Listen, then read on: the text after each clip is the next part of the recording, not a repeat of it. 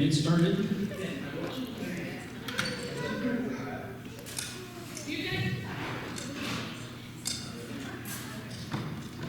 All right, well, just a reminder, as you guys are eating and everything, we have our Passover Seder tickets for sale. You can see me to get those. Tonight, you can grab them from me tonight. We can do cash card, check. On a Sunday morning, you can see me at the coffee bar before or after service. Would love to get you guys the Seder tickets. But again, we have a limited number. So first come, first serve. And then we also have 20 set aside for we need help. Whether you're gifted in the kitchen and want to help cook, or you want to help clean dishes, or you want to help serve during the meal, or set up and tear down.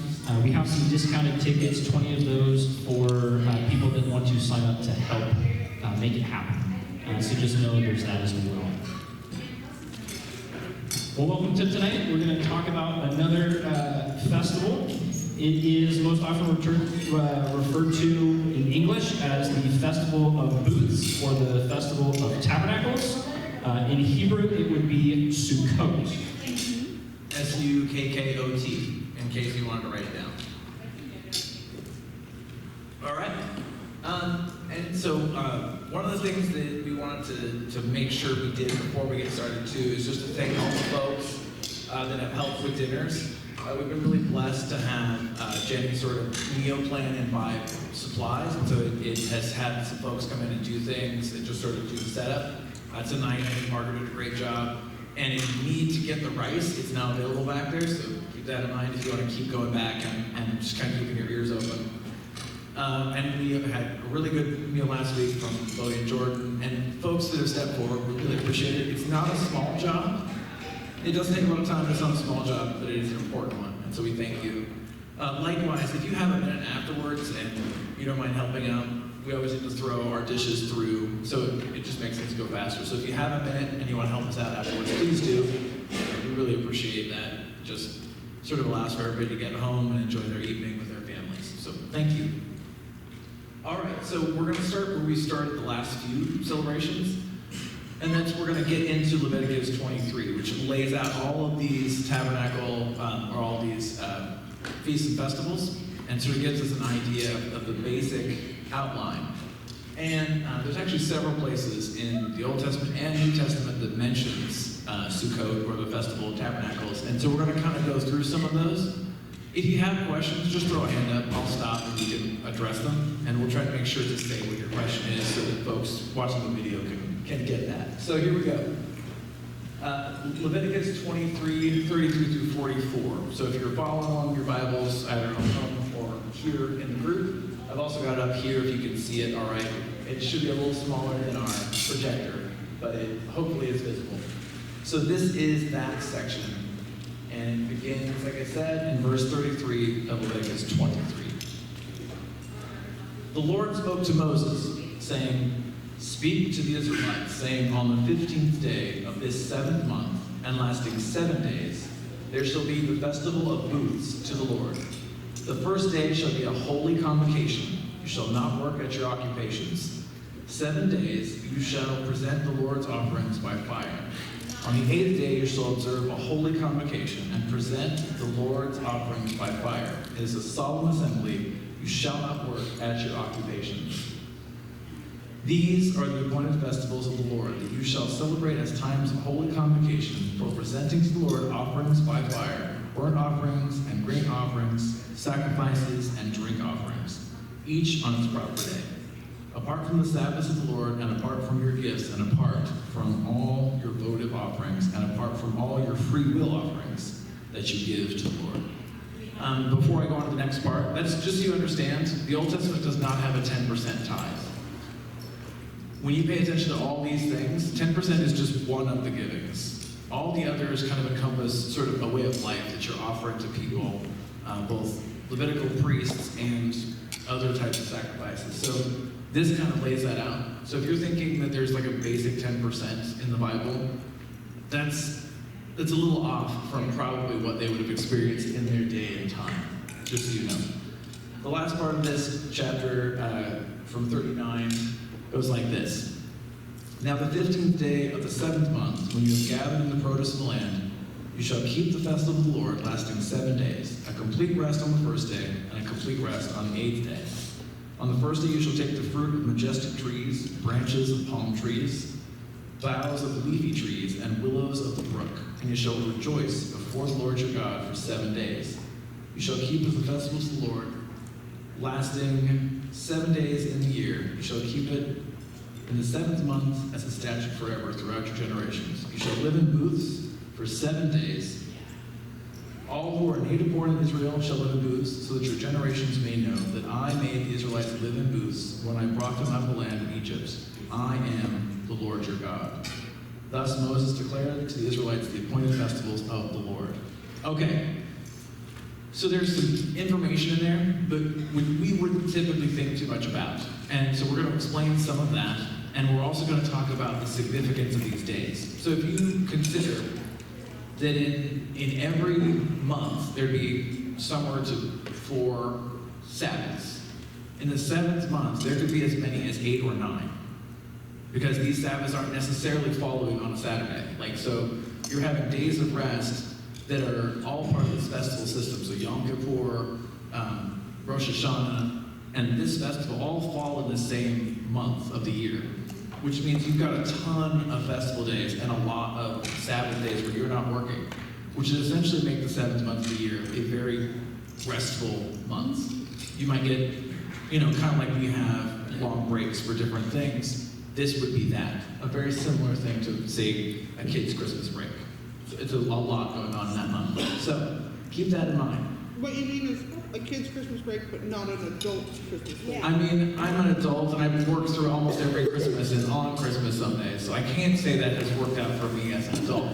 But the question being, what about kids' Christmas breaks? Don't adults get them? Maybe a week here or there. It kind of depends on what you do. So I want to kind of give you guys a modern-day representation of sort of the festival of Sukkot and what it looks like in not just a rural setting, but this, you can kind of see it on the top of this building. There's a sukkah up on the top. That's the name of the tabernacle or booth. It's all the way up there. You can see it's all ringed out. It's got its curtains up, and all those boughs and leafy things are there, which I'll talk about in a minute. But you can see that this happens on verandas. It happens on top of buildings. It happens on bicycles. So I kid you not, like this thing happens everywhere and anywhere. So you'll have all sorts of interesting, and this one here I thought was funny. It says, "Happy Sukkot, we've gone green." So I guess that's a reference to the bicycle, but it's still pretty funny. But you can see the practice of this is done in a multiplicity of ways, but with the same format. So you're still looking at the same materials, you're still looking at the same leafy stuff. And this is the breakdown of that. So, yeah, what do I... You have a question, Tony? Yeah, tell me what's that. I'm sorry, I left my hearing aid, so my bad. Where were those pictures taken? Is that over in Israel? Yes, those are, both of those pictures are from Israel specifically, but even here, and I'll send it over to Dustin to kind of finish out this thought, but even here in Oregon, there are Sukkot festivals here in Lane County, and Dustin's been a part of one, so this kind of thing will happen out in Fall Creek and other places around the country, but in Jerusalem and in other places, you'll see it in a really unique way, because it's a tight town, there's lots of alleyways and lots of tall buildings, and so they'll put these sukkah in all sorts of crazy places. These tabernacles are all over. Now, we just read the Leviticus passage, and so it kind of gave us 3 of these, so it told us about the palm branch, which is the lulav. It didn't specifically mention citron, but here's a little joke for you. If anybody ever tells you life gives you lemons, that's not true. Lemons are made by human beings from fruits like the citron. So life didn't give us lemons, we made them for ourselves, so it's our fault, just so you know. But the citron is part of this set of leafy greens and different things that you would use within the Sukkah celebration. Again, I'll send most of this over to Mr. Dustin in a second. The willow branches of the brook it mentioned is the arava. Am I wrong in there? I'm not sure if I said it right. And then the hadas is the myrtle, so it's a myrtle branch. And there's a certain amount of each that you have to have when you're building these, and they're always temporary. So I'll take it back over to Dustin. He can kind of give you more interesting stuff he's experienced with Sukkot. I'm going to just spend another second kind of giving some ideas. The next passage we'll get into will take us into another part of Deuteronomy that gives a little bit more context for some of the why of Sukkot. So I'll dive into that in just a minute. But it's the same, it'll also introduce these patterns of different types of leaves and branches that get used to build. I know that if you are interested in the Chosen series, they actually do have one of the episodes in which Jesus and the disciples are building one of these sukkah, and it's relatively accurate. You can see them kind of setting up all the pillars and sort of building out all these branches together in boughs that they put on top of and around the outskirts of those tabernacles or booths. So it's an ancient setup they've been doing for a long time. We'll also find something interesting in Nehemiah as well. So that's where we're heading next. Yeah, so I'm kind of explaining like how it's observed, or Yeah, just kind of more on your experience of this. just with Sukkot in general, or the lulav, the sukkah. So the basically to remember again, and I loved Andrew here. He said the first night is a lot of these feasts draw you in to participate in the elements, the smells, the touch, the taste, all the senses. And one of those is again, we can read things and we can remember things, but to help us remember more, there's things that bring in a physicality that help you just remember more. So like with building the sukkah is to remember, that's the booth. To remember wandering the desert, to be in the booth, in the tabernacle. You build these temporary dwelling places, and that's really where during this holiday you're going to be celebrating, having fun, doing life together. Most often, you'll eat in these. So it's not that you would live in this. You could eat, sleep, all that in the sukkah, but I know for a lot of common practice is people will build them and use them as kind of a family dwelling place, but still like sleep inside and all that stuff. Because again, it's about remembering. Now, some traditions will, because the sukkah itself has a like kind of a thatched-ish roof on top that's flat. So some people have like rolled out bamboo kind of mats over the top so that you can see through. You're not covering yourself from the Lord. You're able to see outside. You're able to see the sun. In some traditions, when it's raining outside, you might have it out there and build it out there as a remembrance, but you might eat inside because the time to be with the Lord and remember Sukkot, if it would be miserable to be drenched on while you're eating, some people would just, they eat inside and kind of remember from a distance, but it's really a place of invitation to remember. With the lulav there, I know the palm branch itself is called the lulav, but if my memory serves me correct, you bundle them all up together, and that is the waving of the lulav. So I think the lulav is also overarching, like you call it, the bundle. This is a picture of a bundle here. They're kind of all held together. And so the lulav itself will be used to make a special blessing over this sukkah, and I don't have all the blessings memorized, so you have to forgive me, I can't recite them for you. So you'll build the sukkah, and then you'll get out the lulav here in the etrog, and you will bless it. You will say a blessing, and you'll shake it 3 times in each direction. You'll go like up, down, east, west, north, south, and you'll make a blessing for all sides of that temporary tabernacle. Sorry, I can't speak tonight for some reason. No, I like that. I like that Dustin has actually done this, has actually been involved in it, and so has experienced it kind of more on a personal level. it's always nice to be able to bring in that piece that is, experiential, because I think for some of us, it's one of the upsides of us all doing a Seder together, is that we'll get to kind of experience what that would have been like with clear references to how Jesus fulfills those things, which is where we get to in these, each of these that we do. So we are heading towards that fulfillment piece, but remember that the primary function of the Sukkah and Sukkot is to remind them of what happened in Egypt and in the wilderness as they spent the 40 years sort of wandering, waiting to get into the Promised Land. So the tabernacle concept is built around that era of time. And this is from Deuteronomy 16, and it's another way of sort of telling what Leviticus did, but it has a little bit more information, particularly around who is invited. So I want to read this part, and I hope you all join me. This is Deuteronomy 16. And in this, it's going to start us off telling us about the 7 days again. And remember, it's the first day and the 8th day that get celebrated. So the celebration starts with the Sabbath and ends with the Sabbath. So in 16, verse 13, it says this.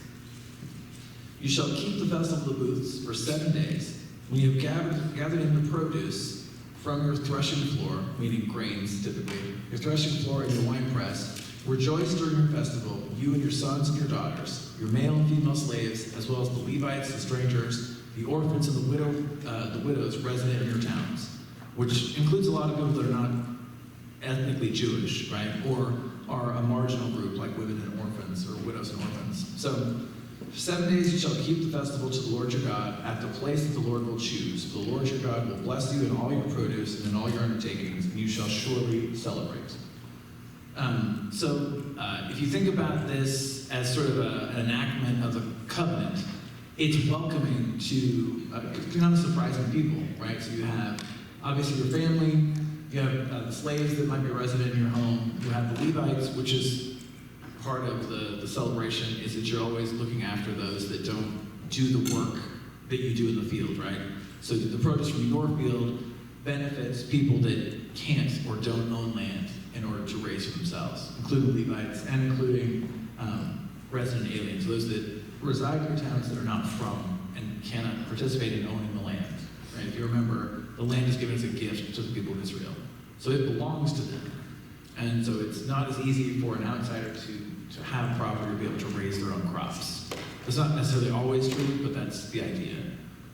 So this is just kind of a retelling of what we read in Leviticus, but it kind of fleshes out who's welcome. And this table is a pretty open table, if you really think about it. From a standpoint of what we read in some other passages of Scripture, it would seem like Israel's really insulated. But this passage tells us that there's room at this table for this celebration for other people. And then I want to take us to Nehemiah. And there's a reason why we're going to go to Nehemiah, because it implies something about booths, the tabernacle celebration, that maybe it wasn't celebrated for the entire duration of Israel's existence. So in Nehemiah 8, it tells us this story, which I think is really, really kind of fascinating. So I want to turn us there, as I missed my marker real quick. All right, so Nehemiah 8:13. And in that passage, it tells us about the sort of rereading of the law. So in 8:13, it starts like this. And I'm on the wrong page. All right.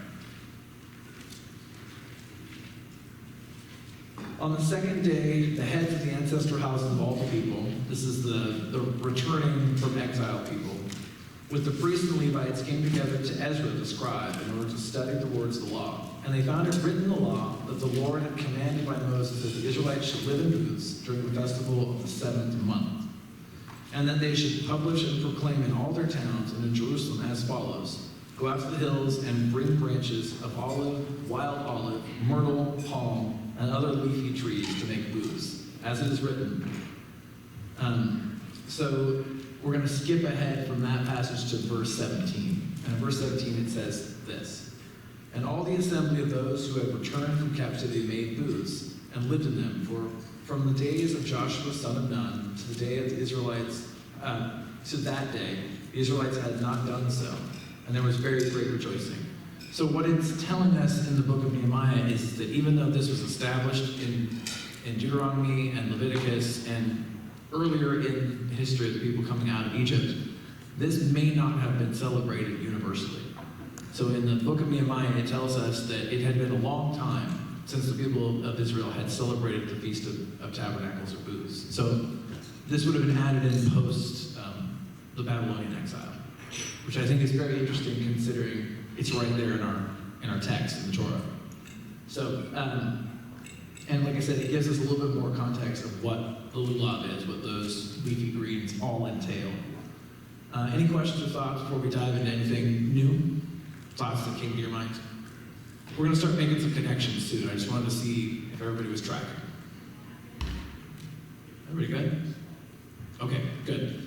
All right, so if Wes were here, he'd tell you there's nothing good in Zechariah, but I found something. He's here, he's in the kitchen. Oh, okay. There's nothing good in Zechariah, but I found something, so I'm going to prove it to him later.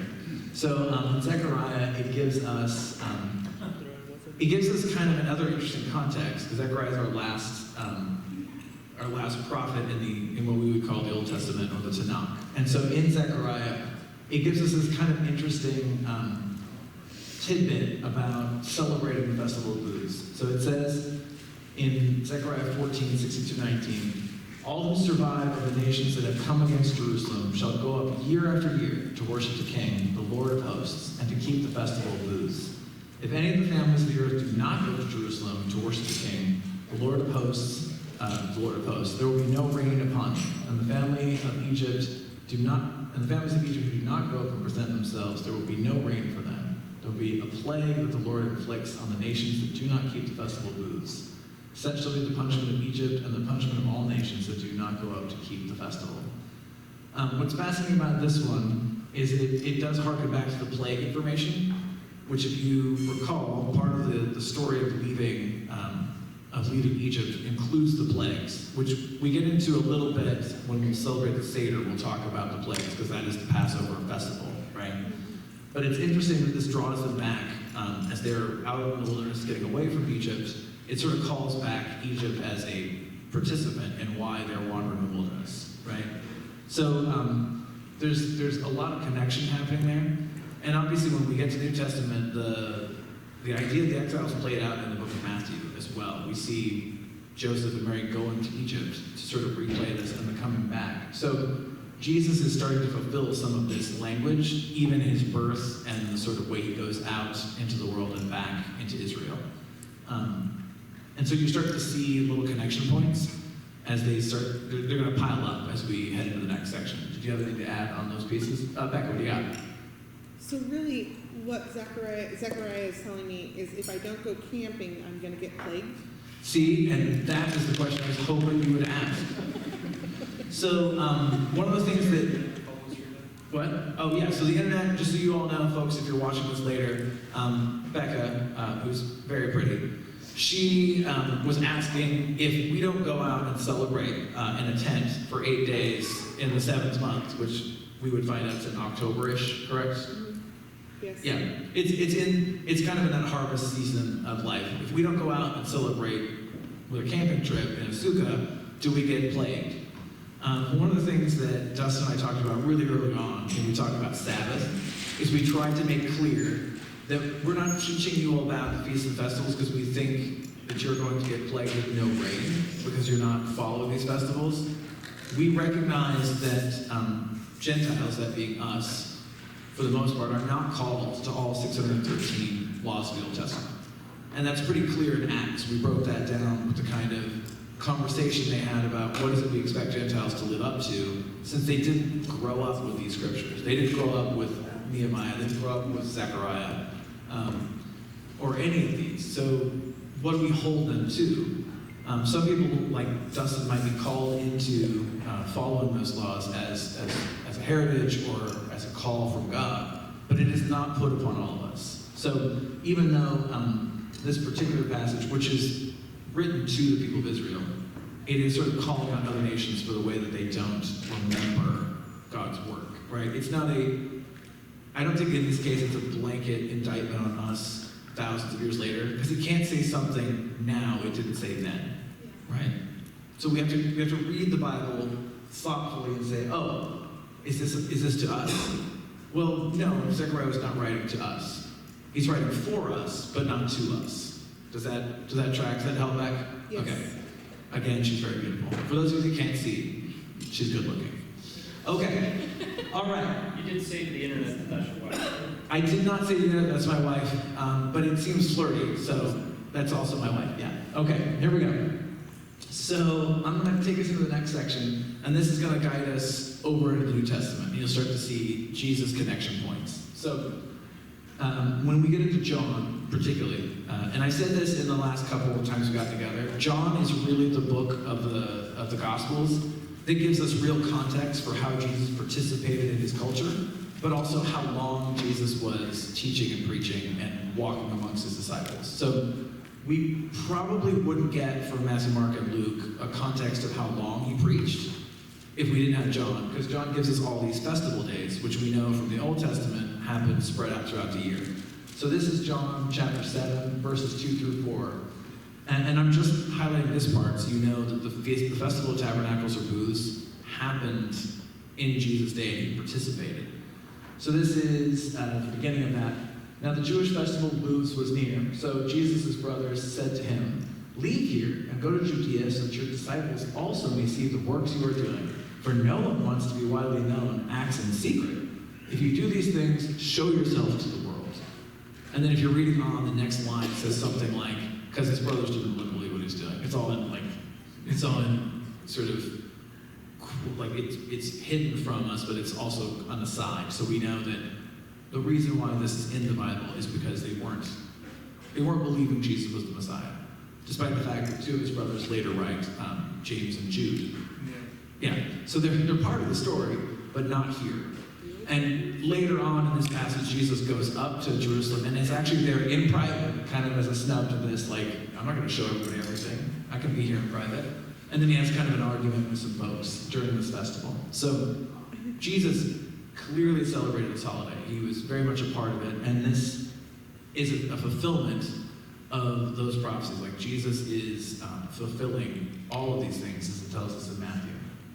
And so I want to connect that very clearly in the book of John. You will all recognize this passage from John 1:14. "And the Word became flesh and lived," and the word used there is the word for tabernacle.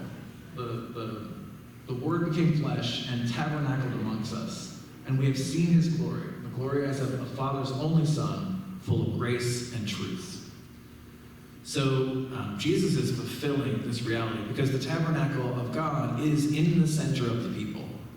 As they're walking around in the world in tents, in booths, in tabernacles, God dwells in their midst, like in the middle of all the groups of the tribes. Throughout that whole wilderness experience, his ark and his tabernacle are in the center.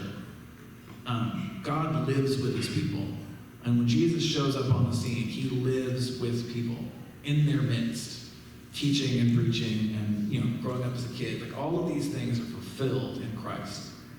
So this Festival of Booths is not just an idea, it is God working out the whole of Scripture towards Jesus. Or as the Bible Project says, the entire Bible is a unified story that leads to Jesus. And you can start making those connections even as we get into talking about the way this festival is celebrated. So you all remember, the Festival of Booths is an 8-day celebration. So depending on where it falls, the 15th day, that's a Sabbath. So it could be a Tuesday, right? And then you celebrate for 7 days, and on the 8th day you have another Sabbath day. But why 8? Does anybody know why there might be 8 days? Does that make sense? Hanukkah. What? Was the question what other festival has 7 days or 8 days? Yeah, what other festival has 8 days? It's an interesting one. What other festival has 8 days? Hanukkah, which we're going to make that connection as well. And actually, not next week, but the week after, we will do Hanukkah. Even though it's not located in Leviticus, it is something Jesus celebrated, so we will get into that as well. So, the 8th day, did anybody get that one? This is kind of a deep dive, so I'm not expecting everybody to know the answer to this. Didn't you start hinting at it either last week or the week before you started talking about this 8th day thing? Yes, I've been hinting at it just to kind of see who sort of resonates with this. So why 8 days? So 7 days, why 7 days? 7 days of creation. 7 days of creation, right? It's a clear mark, right? And if you read John 1, it's taking us back to creation, right? Is it bringing a new thing? Yes. So John particularly, if you read the Gospel of John, you'll see that the author does something interesting. He sort of ends mid-sentence in the first chapter and just doesn't finish a sentence. Literally just leaves you hanging. He leaves you hanging because he tells you the creation story. He says, you remember the 7 days, you remember how the Word became flesh and the Word dwelled among us. Like God was there and God is here. And then he ends the sentence. And when you get to the end of the book of John, he tells you that the new thing that has happened is the resurrection of Christ on the 8th day. Jesus is resurrected not on a Saturday, not on a Sabbath, the 7th day. He's resurrected the day after, which in a typical week would be day 1, right? But the new thing that God is doing is making all things reconciled to himself. It's another part of creation. That Christ comes into the world and forms creation back and starts pulling back towards the beginning, the story as it should be, right? A fulfillment. Now in practice, I think Dustin has another part of this festival that is not obvious here. So when you get to the 7th month and you're reading through the Torah scroll, what do you do on the 8th day of Sukkot? Yeah, so during Sukkot, during this festival, I mean, there's a lot of very cool things, a lot of cool concepts. Again, it's all about being together, not alone. And so, especially for the festival that I've gone and been a part of a few times, there's teaching, there's music, there's dancing, there's learning, there's eating together, there's learning to make things like challah, so like doing all this stuff. But particularly at the end of this festival, each week, every Sabbath, a Jewish person reads what is known as a parsha. It is a portion of the Torah, the first 5 books in your Bible, which is the law. And so those 5 books are broken out in segments, actually broken out into 54 segments, because sometimes there's a double portion that you would read. At the end of Sukkot, you finish your last reading, and on that 8th day, you spend like 3-4 hours taking a Torah scroll, a literal scroll, and re-rolling it to get to the front, to get to the start. So that way, by that next Sabbath, you would be able to open the Torah up and you're right there in Genesis. Part of the cool thing of doing that is, again, it's labor intensive to re-roll this huge scroll. But what's cool is a rabbi or a teacher, someone there, will be looking through and you kind of just get a synopsis of the whole law as it's being unwound or rewound. And so it'd be like, oh, where are we at? Because in a kosher Torah scroll written on skin and stuff like that, handwritten, it's all handwritten. There's no numbers, verses, and all of that. So you have to know where you are by context. So there's paragraphs, or there's not paragraphs, there's like portions, and you have to know where you're at. And so the rabbi will be reading and be like, oh, so we're here in Deuteronomy, or oh, we're here in Leviticus, or we're here in whatever, and it's really cool. And so there's this 8th day thing, this new refreshing. So you're refreshing the Torah scroll so that you can go on and you continue to reread it again. One of the practices. So I want to I don't know the word, but I want to just say like blanket statement. So not that I'm trying to debate Christmas and its validity and what day and all of that, right? We all banded together to say the 25th we will celebrate as Jesus' birthday, whether he literally was born on December 25th or not. However, in the Messianic realm, it's a very debated topic because we don't know when he was born, when he was conceived. We don't have literal foretellings of that. But an early practice of Messianic Judaism was to celebrate Jesus' birth during Sukkot as he came down and tabernacled with us. Then there is, if you look at conception-wise, if he was born at Sukkot, in October-ish, at conception, you would have the holiday of Hanukkah, and on that 8th day, Messianics will celebrate the 8th day of Hanukkah as remembering the Lord being Conceives. circumcised. Oh, circumcised, sorry. That's So, circumcision, yeah. it's an 8th day thing. Eighth day It's remembering circumcision. these things. But so if there is a conception of the light entering the world and tabernacling with us and being born, there's also some of those kind of elements added to Sukkot. Yeah. So you have a festival of lights, Hanukkah. Light comes into the world, right? John 1. In the beginning was the Word was with God, and the Word was God. And you have this concept. Now, if you take that back to Sukkot, you're rolling back the scroll to the beginning.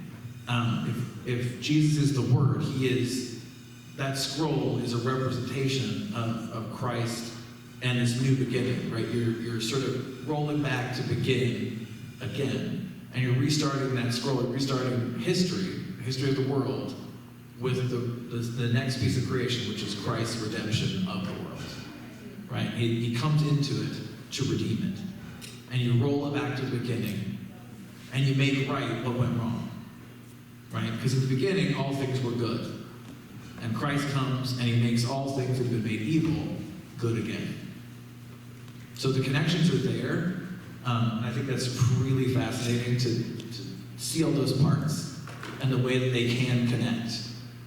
Particularly with 8 days. 8 days is not atypical. Like, there aren't a lot of places in Scripture where 8 is the structural setup. 7 often, 12 often, 3 often. So you run into those, but you won't run into 8 as often. Yeah, Tony. A question about the calendar they had back then. Yes. Okay, so our calendar, our winter time starts the 3rd, or our first month in January starts the 3rd of the day in January. So they base the start of their months as far as the solstices and the equinoxes when. It's a lunar calendar, so it's based on the rising and setting of the moons. So that means, unlike our calendar, which one month has 28 days and others will have 31, it's lunar solar. Yeah, it's not purely lunar, but it's based on the sort of celestial movement. So it doesn't quite do what the Gregorian calendar does, where it sort of just picks and chooses. And I don't say that as a mean thing. The Gregorian calendar is amazing, but it is different. So when we look at Israel's calendar, it's why, even though we don't technically go by the Jewish months to pick out when our Easter will be celebrated, it is much more based upon that calendaring than it is, that's why Easter moves from month to month. Like, we don't have those things pinpointed on direct days like we do December 25th, or like, that's not how it functions. Thanksgiving is Yeah. always a Thursday. It's always on Thursday. Yeah, that's not the function of it. So Tony's question was regarding how this works, the months themselves, and how they know.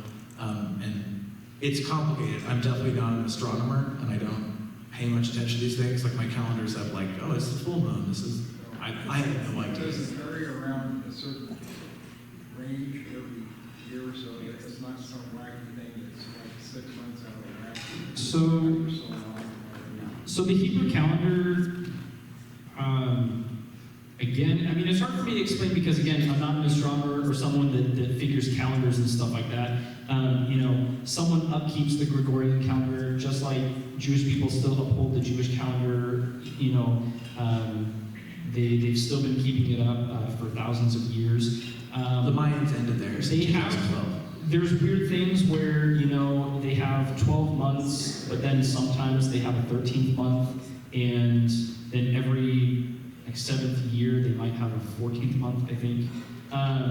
To make up the days, because again, the months aren't 30 days or this, that, they may be 28, they may be 30. And so, just like with us, Easter may be really early and maybe really late. Sukkot may be in early October, maybe end of September, maybe late October, based on the calendar. Because for them, they still uphold, so like we've been reading the 15th of this month, so they will celebrate on the 15th of that month. It's just for the Gregorian calendar, that may be a month ahead or a month behind. And I don't know how to track how the calendars line up and all that, but Wes? Because none of our calendars are perfect. Yeah, It's not perfect. The Julian calendar is not perfect. Yeah. Our every year is more than 365 days, and somewhere we have to account for that extra time. Right, why do we have leap years? It doesn't go exactly 365 days, you got to, so they add days, they subtract days, add a month, just to reset, to make sure we're back at the same time. So it's just a mathematical way of trying to account for what is an actual year. Yeah, the mathematical way to account for a year. So yeah, all of these calendars are imperfect in the sense that technically speaking, there's 365.25 or 2.37 days in a year, which is super unhelpful. But that's just telling us how the Earth revolves around the sun. Like, it is not a perfect number. Not on our schedule. It's not on our schedule. Weirdly enough, we did not set the stars in their places. Where is that in the Bible? Yeah. So it is helpful to think in that way. These are not the Julian calendar before Gregorian was not perfect. The Jewish lunar calendar, it doesn't make a lot of sense to somebody who isn't doing that kind of calculation. So. When I was in the Navy, we used the Julian calendar. Huh? We used the Julian calendar when I was in the Navy. You did? So the Navy used a Julian calendar? Yeah. I mean, All military does. Really? Oh, interesting. Like today, instead of January 30th, it'd be 30, and every day in the year would have a number. Oh, wow. And they used it for paperwork and stuff because it was like easier to do, I guess. You didn't have to, Is that like the use of military time, 24 hours instead of 12? It simplifies all the paperwork. Alphabet too, I won't get into that. Yeah, alpha. Yeah. That makes sense. So that's interesting that there are still people using the Julian calendar, particularly the military. I actually wasn't aware of that. So, all right. So, do we have more questions? I realize that this is pretty deep stuff, so it can get kind of complicated. Mitch, The calendar, does Israel go by the Hebrew calendar? Yes, so today the Hebrew calendar is still like in effect and still practiced. I think the year right now is like 5780 something. And so somewhere, I don't know all the lore, but tried to track back through the scriptures to find the date. And so they'd say that the earth is close to like 6,000 years. Because again, like the year is like 5780 something, and I forgot where exactly it is. But the calendar that was given at Sinai, I think it's not Sinai, my mind's anyway, the calendar that was given by God, that Moses wrote down and stuff like that, has still been followed to this day. And so, like I said again, like these holidays, when it's like, celebrate this on the 15th of Adar, or, Shavini, or whatever, I don't know all the months and stuff, they would still practice them. And so in Israel, it's still central around this. But again, for the Gregorian calendar, it could be all over. Yeah, and the Passovers for Jewish and Easter do not often match up. So those realities, you track the calendar based on the events that God's hand was in. So from Passover, it's all built upon those events, and so it just kept going basically from that time to now. And like I was trying to explain, because again, I did a research on it to try to understand it, and it's been a while, but like we would have, a leap year every 4 years, and we add an extra day. I think we add an extra day. Correct. It's in February. Some people are born once every 4 years. Yeah. Or their birthdays every 4 years. Yeah. But I think, like if memory is serving me correct, like the way to reconcile the Hebrew calendar is like an every 7-year thing. There's that extra little half month that's added in. So it's like we would do every 4. I think for them it's like a 7. So again, it's to me really complicated, and so it is what it is. Yeah. Yeah, and I think that is part of it. That just like our calendar is built around the death of Christ, theirs does not have that change. So all of that is sort of fascinating from our viewpoint. That even tracking the years is all based upon a totally different metric. So who keep track of that? I mean, like we keep track of it because we got a calendar on the wall and it said, boom, that's what it's supposed to be. Now, is that a rabbinical council that says, okay, this is what it's going to be? I mean, I can't. So who keeps track of the calendar? Yeah, that's the question. I don't know who exactly keeps track of it, and I know especially with like the exile of Israel, there probably was some movements of either the rabbis, the Levites, Pharisees and Sadducees. There might have been some movement that continued the tradition on and kept it going and held on to it, and then I'm not sure how that replays in our history of kind of recollecting it back. Someone kept it up and someone still keeps it up today. I'm not sure who What that organization is, or Yeah. yeah. I don't know the history of being able to keep that going. I feel like we need to do some more research on the calendar thing, because that is a fascinating one that I have not spent enough time in that world. So, any other questions? I think we probably exhausted our knowledge of Hebrew calendar. We're pretty much at the end of that one. But we will try. I will take some time, because that sounds like an interesting study. So, Today is Adar 5 in the year 5785. If you're looking for 5785. There we go. Adar. Anyone else have anything sort of related to both the festival itself and then kind of the fulfillment narrative that Jesus is playing out, particularly in John? All right. Any questions on the practice and living of the festival of Sukkot?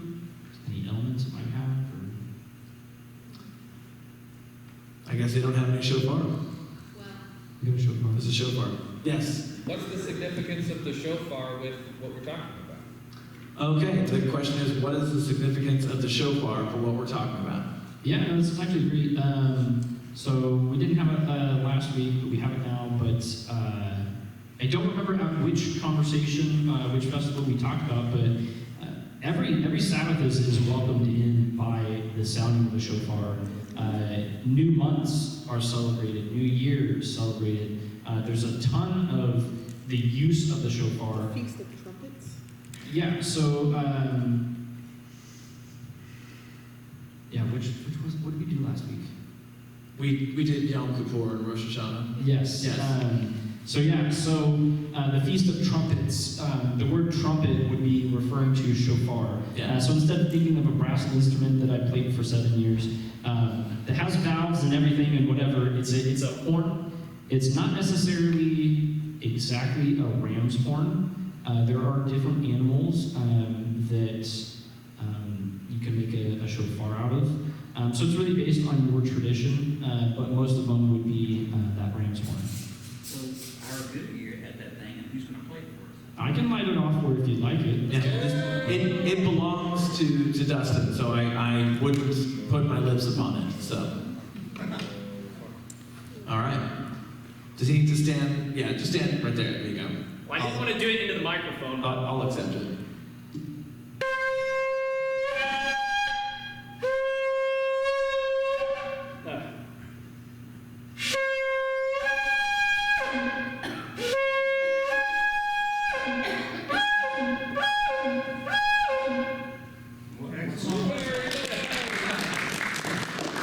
Those old brass trumpet skills came in. Good catch. Woo, good catch. I'm just spiraling out of control. It's a lot. Play Wonderball. That's probably not gonna happen. But yeah, so even though last week was the Feast of Trumpets, and this week we're talking about the Festival of Booths, the shofar would still have a place at Sukkot. Each Sabbath day, all the things. Yeah. So most often, I mean, depending on your tradition, either if you have synagogue services on Friday night, you'd be lighting off to welcome in the service. If you're doing services on Saturday morning, you're lighting off to do the services. It's just a way to kind of welcome in that holy time.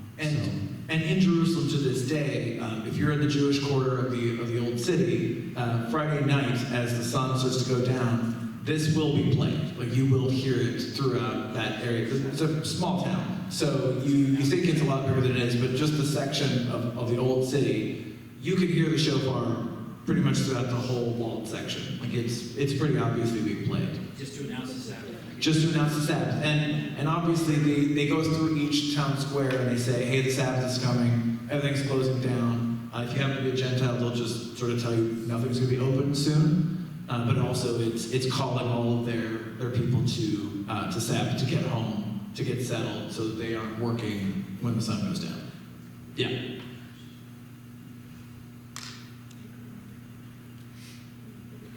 Well, if there's no more questions, next week we're going to talk about Purim, or Purim. Which you will find in the book of Esther. Yeah, and the actual cool thing is we tried to look at if we are ending this in a Passover Seder, after Easter, what would be the holidays that start or that follow? And so like we started with Sabbath first, but then we did Shavuot, which is right after Easter. And so we tried to line them out where each week that holiday would like be next in line. So actually, next Friday or next Thursday night starts Purim. So we'll be learning about it next Wednesday, and then Thursday, Friday will be Will be the actual holiday. So yeah. So we'll What be. is, like briefly, what is it? Oh, Purim is. So- yeah, you go. Yeah, so Esther, right? It's from the book of Esther. Yeah. So yeah. in Esther, basically one of the king's aides is able to trick the king into making a law that would kill all of the Jews. And the king's wife says, hey, well, that'll include me. And so a lot of things happen where once a king enacts a law, it can't be undone even if the king wants to undo it. So the king was able to work out another law that would basically take the power away from the people that wanted to kill the Jewish people, so that way they could still live. And the retelling of that story is just being saved. And so it might be offensive to call it that, but they dress up. For a better lack of terms, you could think of it as kind of a Jewish Halloween. Yeah. There's a dressing up in disguises so as to hide your Jewish identity. There's candy. There's retelling of stories. There's fun, and so. And there's like a retelling of the story that includes appropriate responses. So when Haman's name is mentioned, there's boos and hisses. Yeah. So you get all of these parts of the story where it's told and enacted out loud. So yeah, so we'll find out about that and how it ties to Jesus. Yeah. And I think that will be a lot of fun because it's different. It's not one that we see in our in the Torah, in the early parts of the Bible, but it is a piece of the culture that Jesus would have lived in. He would have been aware of this ceremony and ritual as well. So. Well, we're running. Did we have another question? Okay. So we're just about there on time as we end. Just a reminder, as Chad prays us out here, I have the Passover Seder tickets for sale. So if you'd like to collect one, I can take cash, card, check, and then if not, you can see me on Sunday at the coffee cart before after service. All right. Just to remind me